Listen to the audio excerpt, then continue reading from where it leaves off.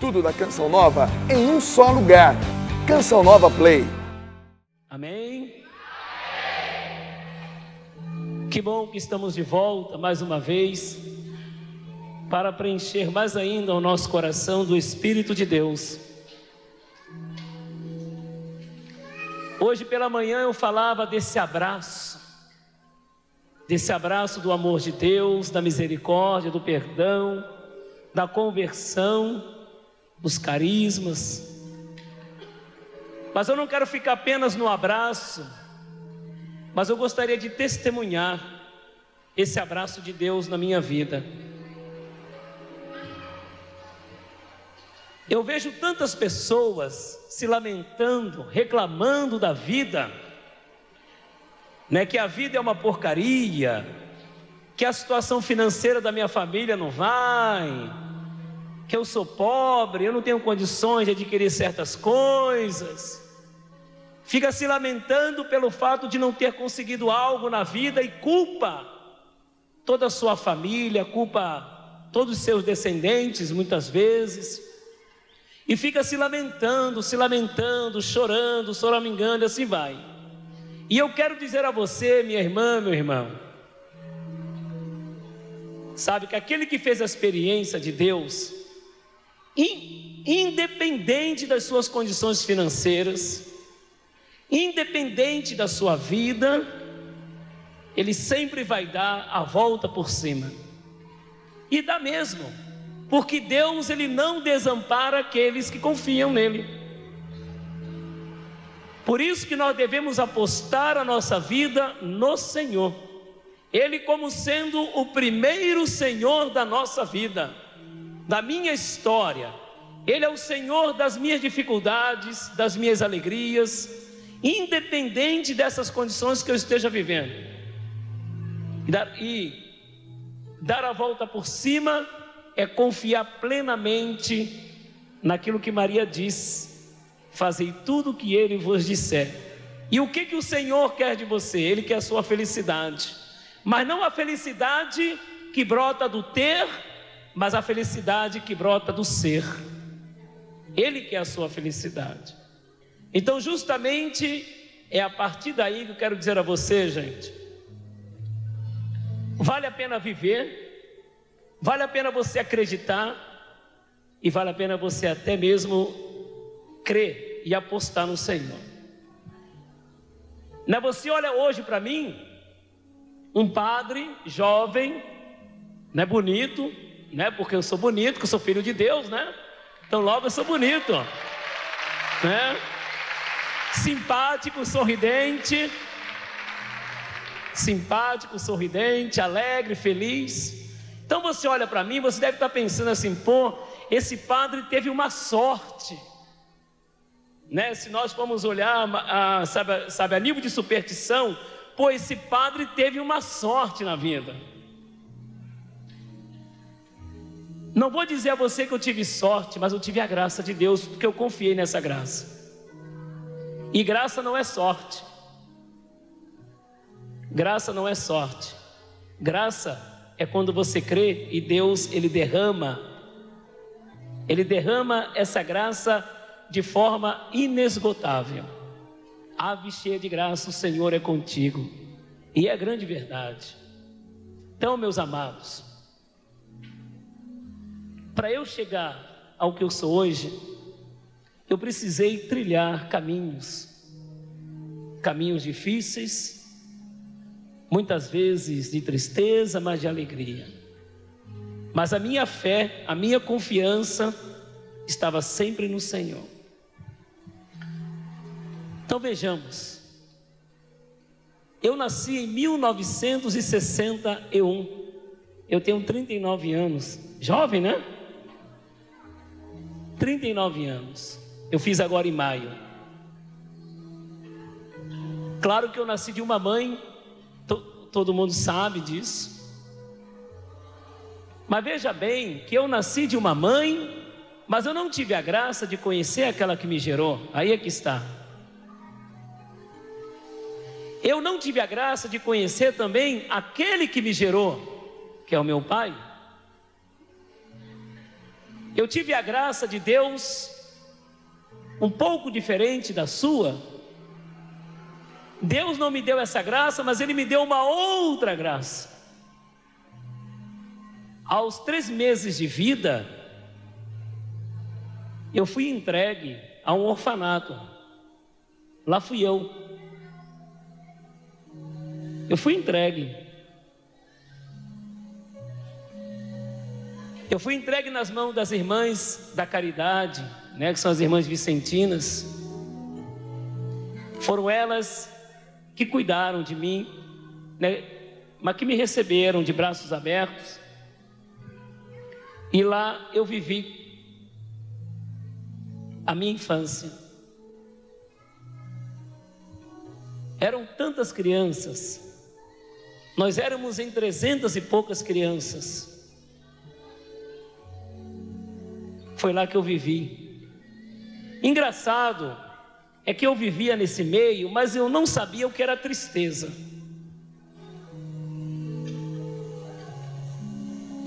Eu não sabia o que era a falta de uma mãe, a falta de um pai.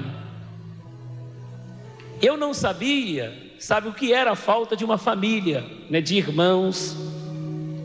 Eu nem me preocupava com isso. Na minha infância, isso eu me lembro muito bem, eu fui um peralta da vida, sabe? Eu fui levado como qualquer criança. Subia em árvore e caía da árvore, e assim ia, né? Fazia um auê. Eu não tinha tempo para pensar ou para lamentar. Sabe por quê, gente? Porque elas, aquelas religiosas, elas não substituíam a mãe, mas elas davam aquilo que eu mais precisava, que era amor, carinho.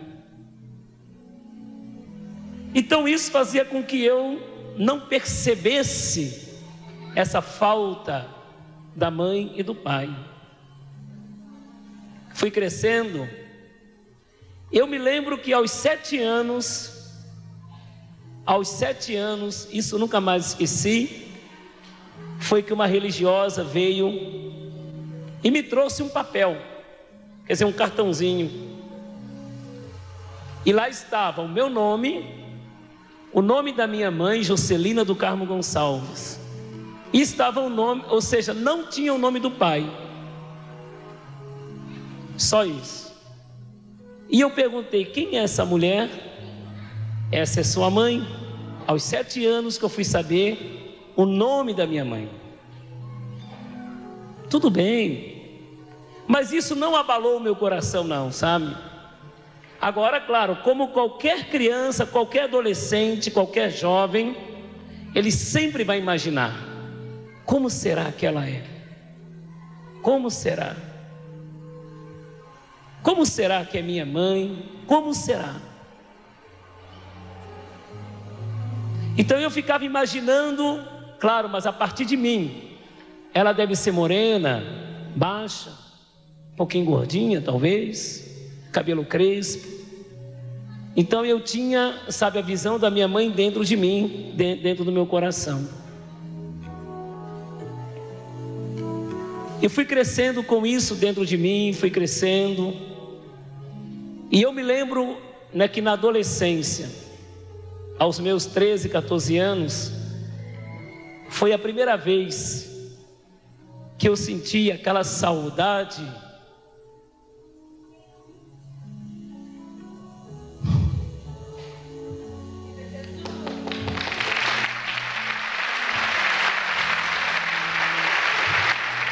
Amém.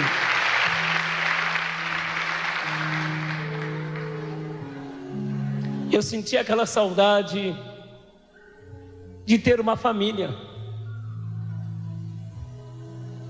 A curiosidade, saber o que é isso, porque eu sempre convivi com muita gente, e eu tive essa curiosidade: o que é essa família, o que é ter pai, o que é ter mãe, o que é ter irmãos, mas irmão de sangue, uma casa, né? Quer dizer, poder dizer: poxa, ali é a casa dos meus pais. Por que eu tive essa saudade? Porque eu comecei a estudar fora do colégio. E eu comecei a ter contato com os outros. E eles diziam: olha, meu pai vem me buscar, minha mãe vem me buscar. Então eu senti essa saudade. Mas eu nunca me revoltei quanto à minha situação. Nunca tive revolta. Pelo contrário, mas eu sublimava tudo isso e colocava nas mãos de Deus. E continuei vivendo a minha vida, continuei estudando, até que um dia, quando eu estava com 17 anos, eu resolvi ir atrás da minha mãe, porque eu percebia que isso era um direito que eu tinha. Isso é um direito que eu carregava dentro de mim de conhecer. E eu comecei a pesquisar, comecei a ver, eu peguei o meu prontuário e eu comecei a pesquisar. Só que foi tudo inútil. Não tinha nenhuma referência, não tinha nada. Eu consegui encontrar uma pessoa que esteve na época com a minha mãe, uma pessoa. E ela me dizia assim: Fernando, eu disse para sua mãe que você morreu. Então foi aí que terminou toda a história da procura da minha mãe. Porque ela não tinha condições de lhe criar, ela não tinha condições de lhe dar nada. Eu é que pedi para que ela lhe internasse no orfanato, para que pelo menos você tivesse dignidade, a vida. Sabe que eu louvei a Deus quando ela me falou isso? Eu louvei a Deus por isso. Eu não tive nenhum momento revolta daquela senhora, porque Deus, Ele prepara tudo de acordo com a sua vontade. Deus, Ele prepara tudo.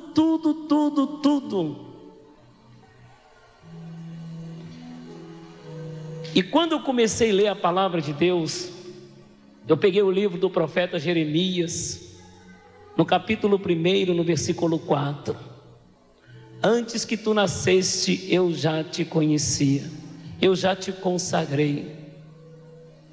Então eu coloquei toda a minha vida justamente nessa passagem. Então, antes de eu nascer, Deus já havia me consagrado, Deus já havia me escolhido para alguma coisa. Por isso que eu não tive revolta daquela senhora que disse: Fernando, para sua mãe você faleceu. Eu tive que mentir para que você tivesse dignidade e tivesse a vida. Voltei para casa, para o orfanato, e comecei a pensar na minha vida, o que Deus quer de mim. Eu olhava para a juventude, nunca tive inveja, porque o outro dizia: sabe que essa aqui é minha mãe? Que bom, louvado seja Deus. Louvado seja Deus que essa é sua mãe. Mas eu também ouvia cenas que me deixavam triste. Filhos e filhas que reclamavam dos seus pais, que falavam mal dos seus pais. E eu ficava pensando comigo: fala porque tem, porque se não tivesse, não falaria. Fala porque tem, porque a mãe está cobrando, porque o pai está cobrando. Mas se não tivesse, será que falaria mal? Com certeza não. Daria muito mais valor, como hoje eu dou valor. Como hoje eu dou valor à minha vida.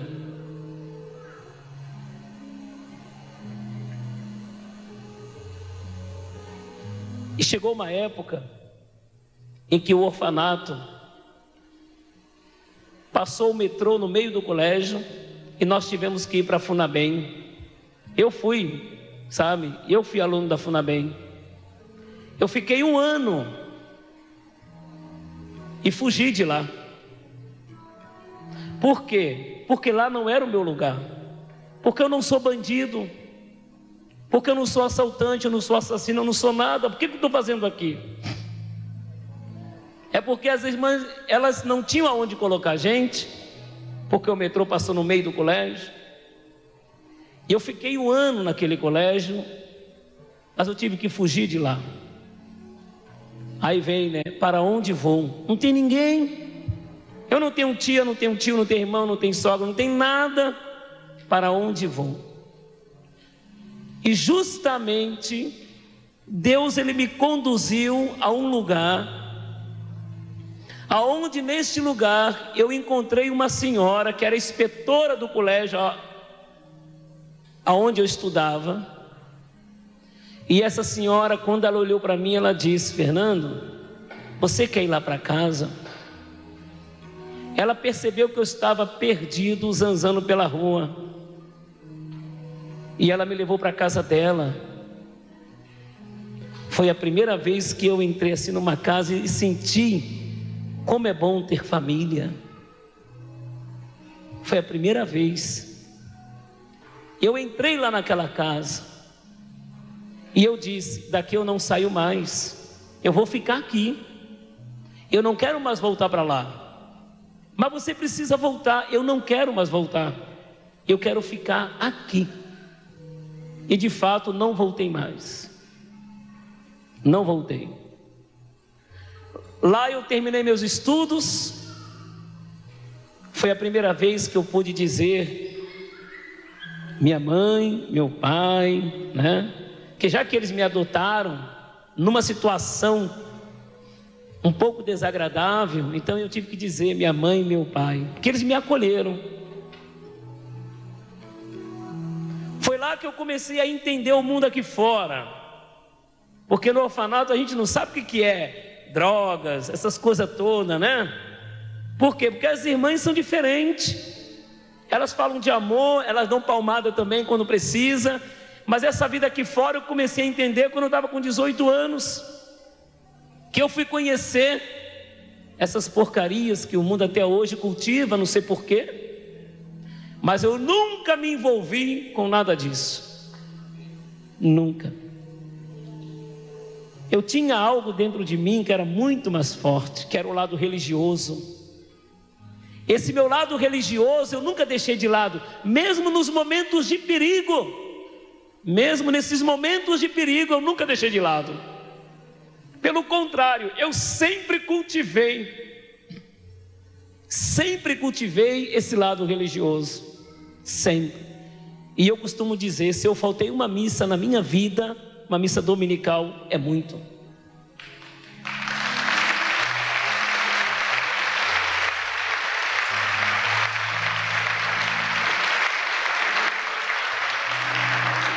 E nessa casa eu tive a oportunidade de participar de uma comunidade, de uma paróquia, coisa que eu não sabia o que era.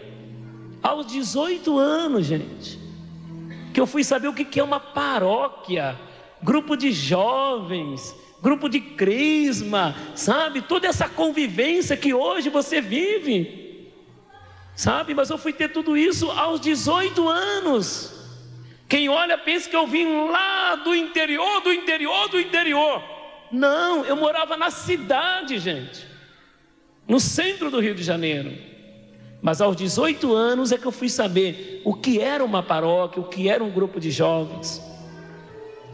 E eu entrei no grupo de jovens, coloquei toda a minha alegria, toda a minha esperança. Ninguém jamais podia imaginar que eu era órfão de pai e mãe, que eu estava saindo de um colégio. Ninguém, porque o meu comportamento foi sempre normal. Eu convivia com as pessoas como tivesse já conhecendo há muito tempo. E eu comecei a namorar. Aos 18 anos comecei a namorar. Que chique, né? Comecei a namorar. Mas foi legal. Estava noivo. Eu estava assim pensando: meu Deus, agora eu vou ter a minha família. Aí eu fiz um concurso para o SESC, passei no concurso, ganhava muitíssimo bem, E eu dizia: meu Deus, agora eu vou ter a minha família, eu vou ter uma esposa que vai me dar muitos filhos, muitos, né, no modo de falar, né? Claro. E eu comecei a sonhar com essas coisas. Por quê? Era algo que eu alimentava dentro de mim. Mas eu perguntei ao Senhor: Senhor, que queres de mim? Mesmo namorando tudo, sempre perguntei: que queres de mim, Senhor? Já estava prestes a casar, com casa pronta, tudo. Como eu sempre fui um rapaz de igreja, sabe? Aquele rapaz, né, de oração, sempre fui.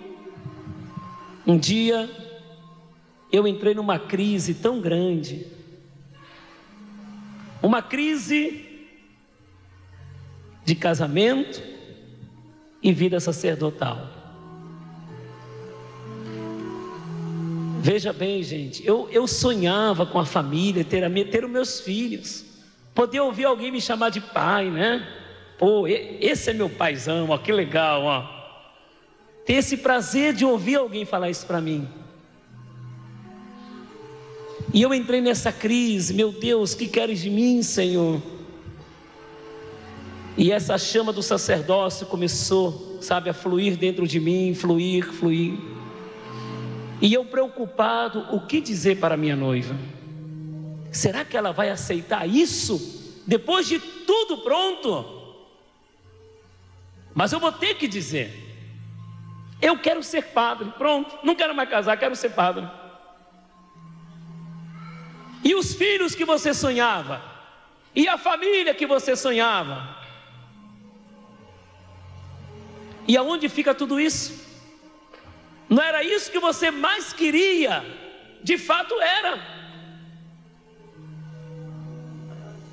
Mas cada vez esse desejo pelo sacerdócio fluía cada vez mais.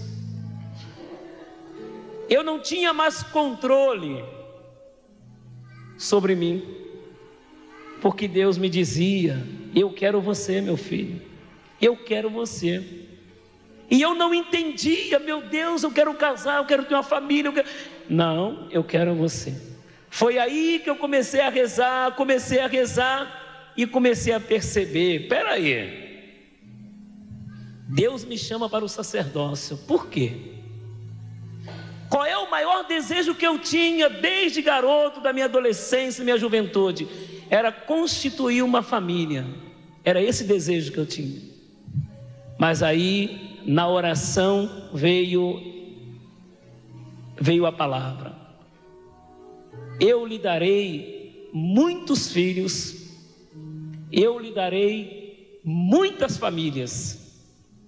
Eu não quero você apenas numa família, mas eu quero você na grande família do povo de Deus.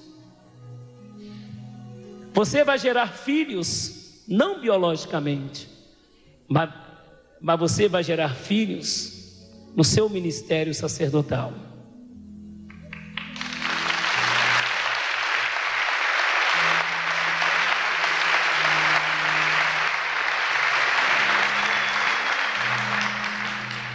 E isso me contentou muito, porque o que eu queria é ter filhos. E hoje eu vejo que Deus, Ele foi tão bom comigo desde o dia que eu nasci, e até hoje Ele é bom comigo. Sabe por quê? Porque eu posso ter a glória, eu posso ter a alegria em dizer: enquanto você tem 2, 3 filhos, eu tenho tudo isso.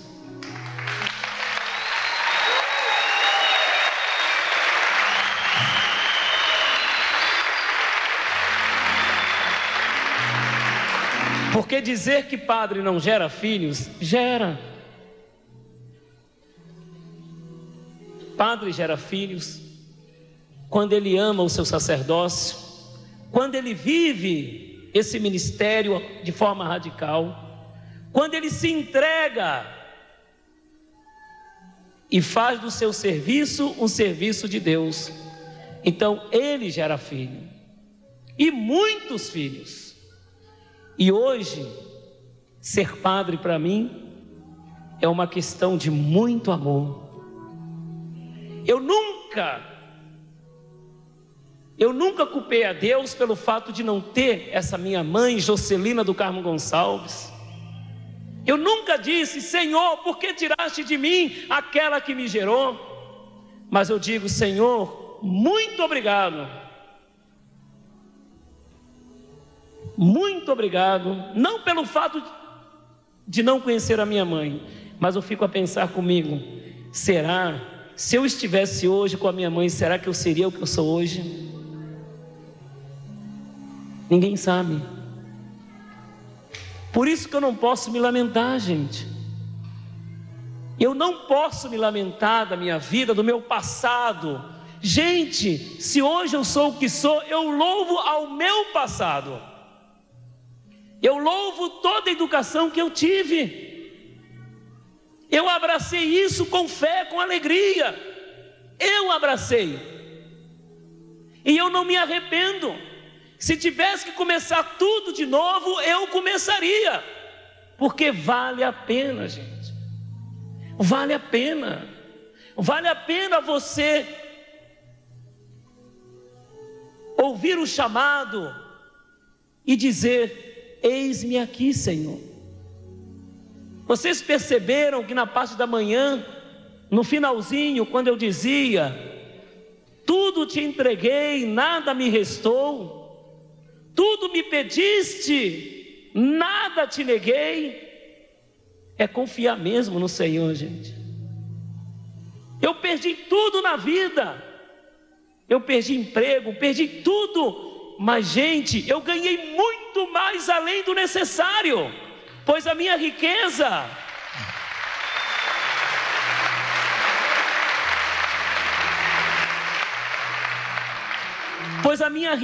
não está no ter, mas a minha riqueza está no ser, está no meu Pai. Meu Pai é rico e Ele nunca me deixou faltar nada. Sabe por quê? Porque eu sei que um dia eu verei, sabe, a glória de Deus, e juntamente com a glória de Deus, com certeza eu vou ver aquela que me deu a vida.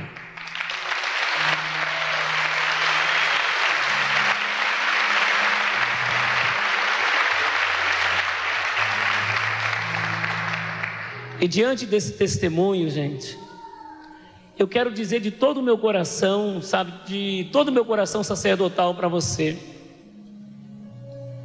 por maior que seja o seu problema,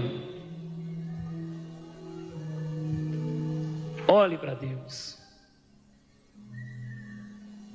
porque a sua vida pertence a Ele. Você não pode se deixar se envolver e ser derrotado pelos seus problemas, não. Mas você precisa crer. Você precisa acreditar que estando com Deus, você vencerá. Você vencerá. Pois Deus, Ele nunca abandonou. Deus nunca abandonou todos aqueles que acreditaram. Eu acho tão bonita a frase de São Paulo quando ele diz: eu sei em quem acreditei. Eu sei. E hoje eu digo para vocês: se eu sou padre, é porque eu sei em quem acreditei e acredito. Eu sei. Eu sou padre por amor. Eu brigo muitas vezes. Eu quero ser profeta. Eu quero dizer a você, minha irmã, meu irmão: largue dessa vida do mundo que te prende ao mundo. Não se preocupe com amanhã, porque desde o momento que você depositar a sua confiança no Senhor, tudo é graça. Tudo é graça. Não fiquei nem mais pobre nem mais rico. Pelo contrário, ganhei muito mais além do necessário. Então não vamos apostar a nossa vida naquilo que o mundo lhe oferece, porque você sabe que tem certas redes de televisão, né, que oferece a você prosperidade, que oferece a você facilidade. Jogue que você vai ganhar 200 mil para o resto da vida. Você ganha uma casa, ganha um carro, é tudo. Isso não é nada, gente. Não vamos nos iludir com essas coisas. Mas o que Deus tem para lhe oferecer é muito maior do que certas pessoas que oferecem para nós. Muito maior. Muito maior. Eu posso dizer isso para você. Por quê? Porque eu tive a graça de experimentar isso. Eu ganhava na época 15 salários. Joguei tudo para o alto. O pessoal dizia: esse cara está louco, esse cara está louco. Que isso, cara, vai jogar um emprego desse para o alto? Vou jogar, pela causa do reino. Eu vou jogar tudo para o alto. Eu vou jogar o matrimônio para o alto? Vou, pela causa do reino. Eu vou jogar tudo para o alto, porque Deus tem muito mais para me dar. E é verdade.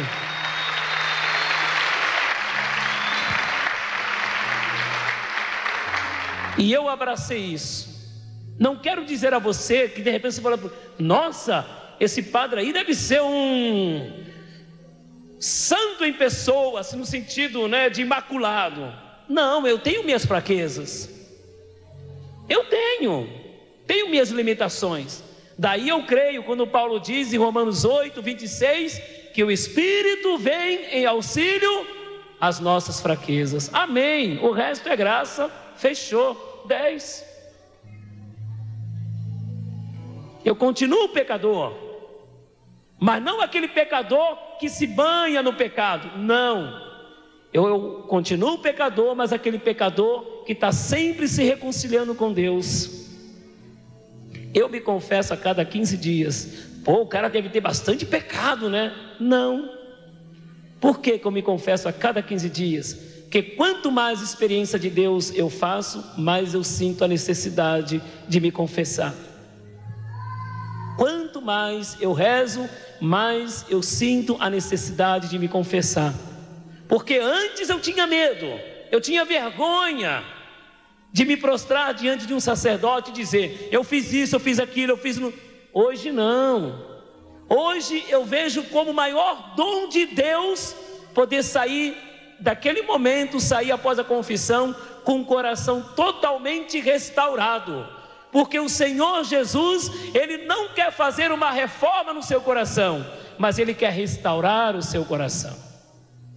Porque fazer reforma é jogar por cima, enquanto que restaurar é você devolver a originalidade que é o seu coração, o coração de Jesus. Então hoje eu cultivo esse hábito. Não se tornou, quer dizer, um hábito vicioso. Eu vou me confessar. Não. Mas cada experiência que eu faço do amor de Deus, cada vez que eu me aproximo dessa graça, eu digo: Senhor, eu sou pecador. Tu sabes, tu me conheces. O Salmo 138. Tu me conheces quando eu estou sentado, quando eu estou de pé. Tu me conheces quando eu ando, quando eu levanto, quando eu choro, quando eu estou alegre. Tu me conheces. Tu sabes que eu sou pecador. Mas qual é então a minha vontade? É procurar viver sempre a santidade. Não deixar para amanhã, mas viver hoje. Porque amanhã pertence a Deus, não nos pertence. Então eu procuro viver a santidade. E eu procuro passar isso para as pessoas, da importância que é de viver uma vida nova no Espírito, gente. Da importância. Nós temos que aprender. Vamos deixar de nos lamentar. Ficar lamentando. Ai, a minha vida está no inferno, a minha vida está isso. Gente, pelo amor de Deus, não reclame. Viva o presente do amor de Deus agora. O que o Senhor está te revelando agora? Viva isso. Problemas são secundários. Coloque nas mãos de Deus. Olha, Senhor, eu entrego a Ti todos os meus problemas e quero viver o Seu amor. Pronto, fechou. É isso, gente. Se muitas vezes a nossa vida não vai, não vai para frente, é porque nós estamos olhando para o passado. Agora imagine eu como padre hoje, ficar pregando a palavra dizendo: pois é, eu falo de família, mas Deus tirou a minha família. Que Deus é esse?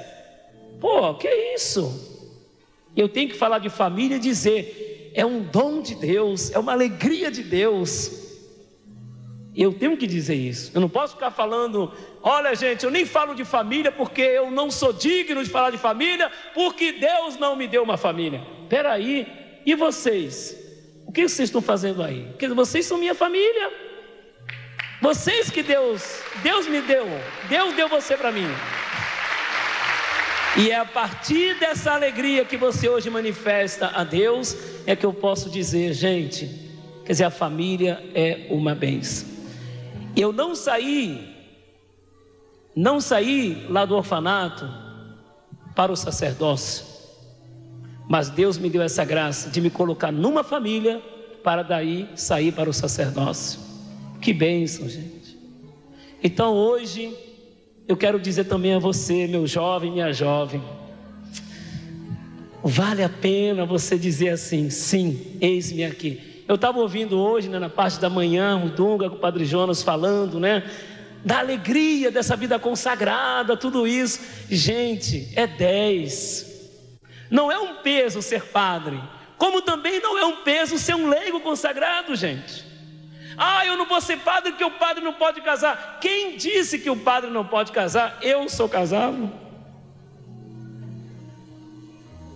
Casei com a igreja, casei com você, casei com a sua família, casei com os seus netos, casei com... Gente! Então isso é desculpa.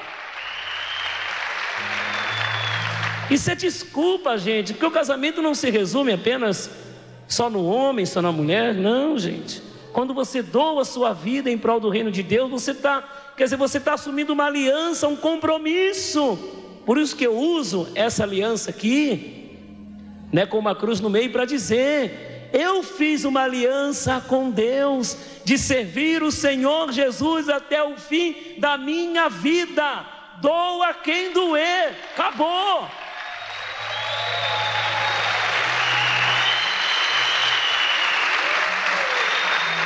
Foi esse compromisso que eu fiz.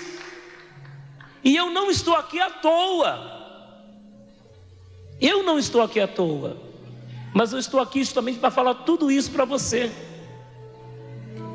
Então você, jovem, que sente esse chamado pelo sacerdócio, ou pela vida consagrada, na Canção Nova, ou então em outras comunidades de vida, ou então uma vida contemplativa, se jogue nos braços de Deus e faça como Maria, Senhor, faça-se em mim segundo a tua vontade. Amém. E Ele leva.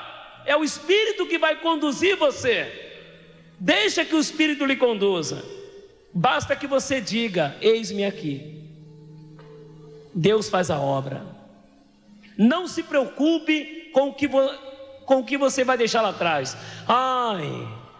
Eu vou deixar lá atrás a minha mãe. Eu acho que eu não vou não. Mãe, não, eu vou. Não, moça, eu vou. Não, acho que eu não vou não. Gente, você não vai perder a sua mãe, mas Deus vai lhe dar muitas mães. Então vá para frente. O meu namorado. Não. Ele é tão bonitinho.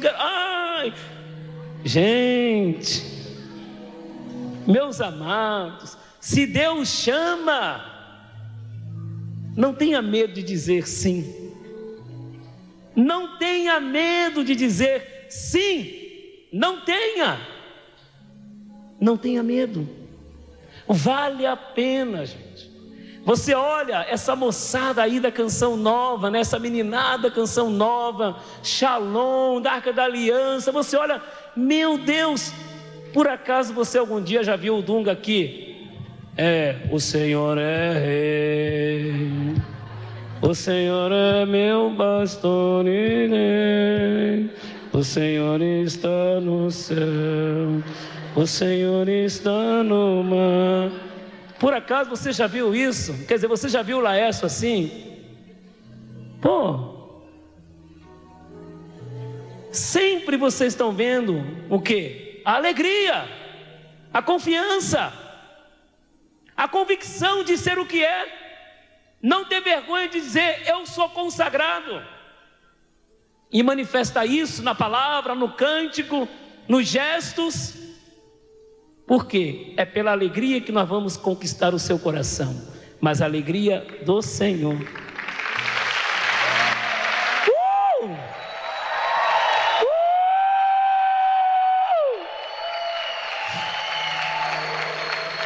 É pela alegria, gente. E eu sou um padre alegre. Eu sou um padre alegre, eu gosto da alegria. Eu gosto. Quando eu dizia para vocês que eu celebrava a missa de 2h30, de cura interior lá na paróquia, sabe que dura 5 horas. 5 horas.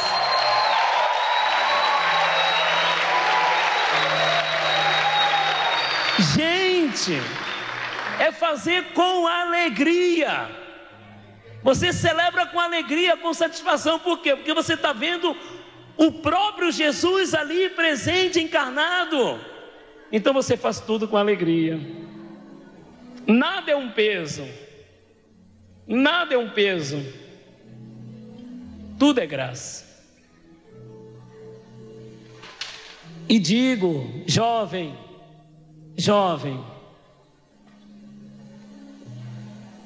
sabe que a igreja precisa de você, né?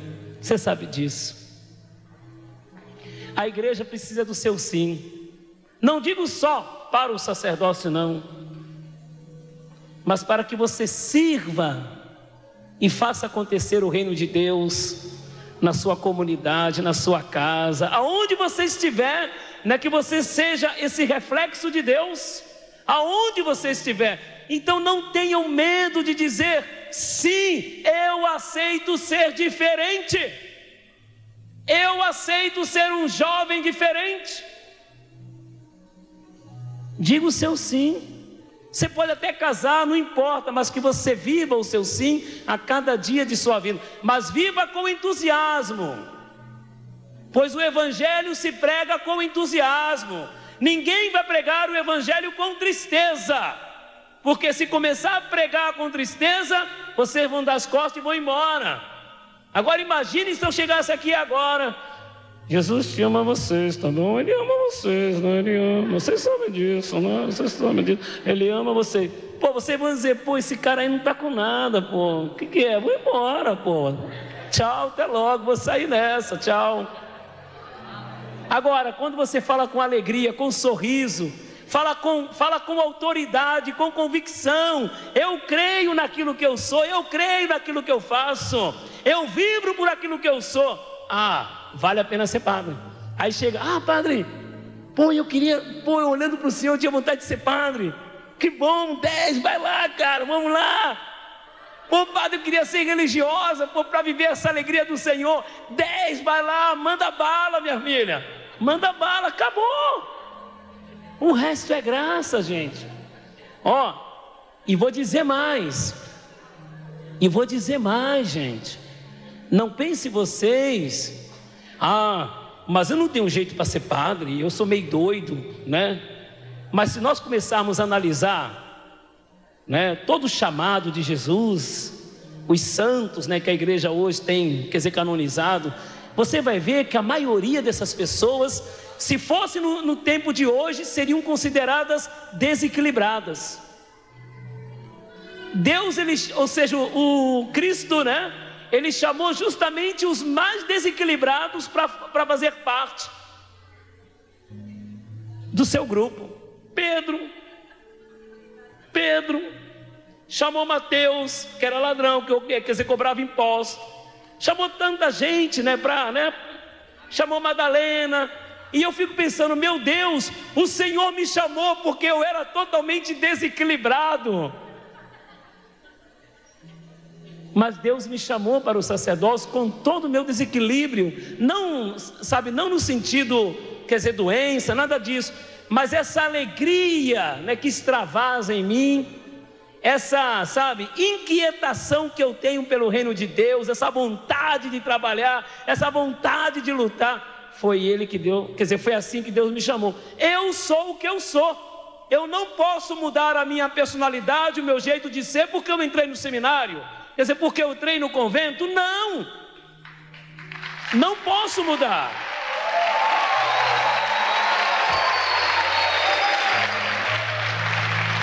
Porque o conceito de um santo era isso, né?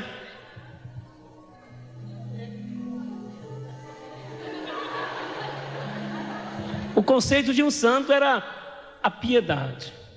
Então o cara que samba, né? Quer dizer, o cara que... Será que ele não pode ser santo?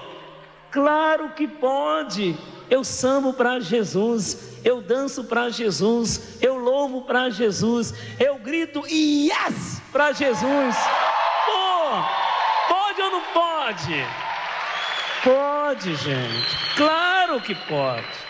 Você não pode deixar isso, né, sabe, engavetado porque entrou no convento, porque entrou no seminário. Não, vamos aproveitar essas qualidades que você tem. Vamos aproveitar para evangelizar, amém? Amém? Aproveitar para isso, aproveitar para evangelizar. E é dessa forma que nós vamos conquistar muitos corações, é dessa forma.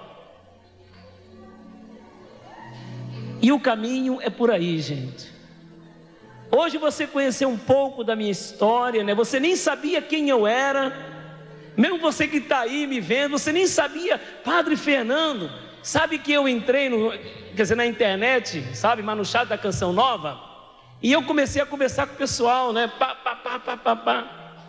Aí eu dizia, eu sou o Padre Fernando que vai pregar na quarta-feira do acampamentão de férias. Padre Fernando, poxa, mas como é que o senhor é? Mas eu não lhe conheço. Quer dizer, nunca lhe vi. Teve pessoas aqui que imaginavam assim, o padre de Santa Catarina, e deve ser um alemão, alto, forte, né? E de repente encontrou aqui um carequinha, bonitinho, simpático, magrinho, mas que sabe falar do amor de Deus.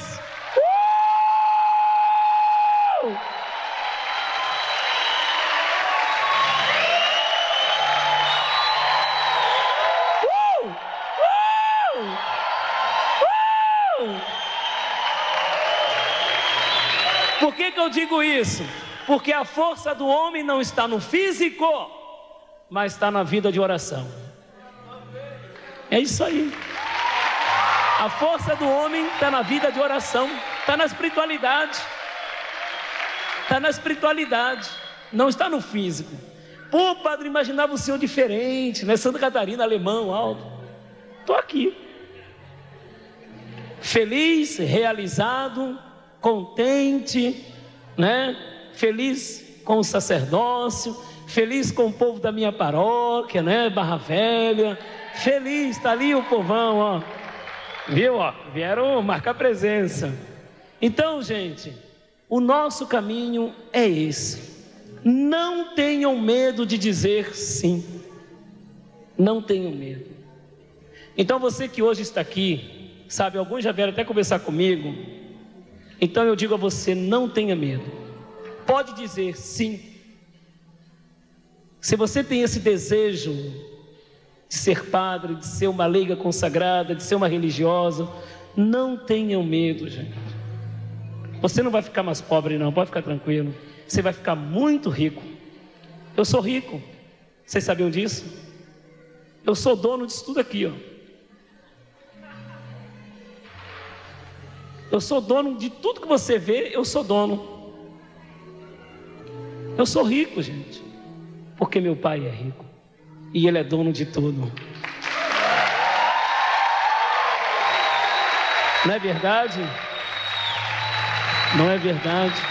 Eu não fiquei pobre. Então, por favor, gente, eu peço em nome do Senhor Jesus, se você sente no seu coração, né? Lembra lá em lá em Lucas 24, né? Não ardia o nosso coração quando ele nos falava da Escritura, ou das Escrituras? Não ardia? Que o seu coração agora esteja ardendo com fogo do Espírito Santo, ao ponto de você gritar: eis-me aqui, Senhor, e yes! Coloque para fora isso. Ninguém pode se calar diante da vontade de Deus. Ninguém. Se eu não calei, por que você vai calar? Nem o surdo e mudo cala, ele fala com gestos. Nem um surdo e mudo ele se cala, ele fala com gestos. Então não se cale diante de Deus. Não se cale. E por último, para terminar, eu acho tão bonito aquela frase de Jesus lá em João, no capítulo 15, de 12 a 17, né? Não fui eu que me escolhi, mas foi Ele que me escolheu em primeiro lugar. Veja bem, mas o espermatozoide, quando é lançado, são milhares, e é de quem chega primeiro. Eu cheguei primeiro no óvulo, e os outros? Porque Deus, Ele tinha para mim um plano. Não fui eu que me escolhi, mas Ele me deu a força, como célula ainda, para chegar e fecundar. Que Ele tinha para mim um plano, e Ele tem para mim um plano. Por isso que eu estou aqui. Não pela minha vontade, mas pela vontade de Deus. A minha vida não me pertence, mas pertence a Deus. Amém? Amém? Então uma salva de palmas para o Senhor Jesus. Tudo da Canção Nova em um só lugar. Canção Nova Play.